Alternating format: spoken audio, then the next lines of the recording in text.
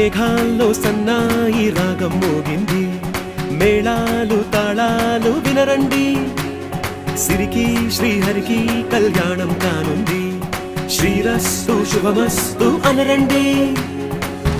అచ్చతలు గంటో పెళ్లికి అర్థం చెప్పారంటూ, మెచ్చదగు ముచ్చట ఇది అని సాక్ష్యం చెబుతామంటూ, జనులంతా జై కొట్టేలా జరిపిస్తామండి. అందాల కుందనపు బొమ్మవని జత చేరుతున్న చంద్రుడు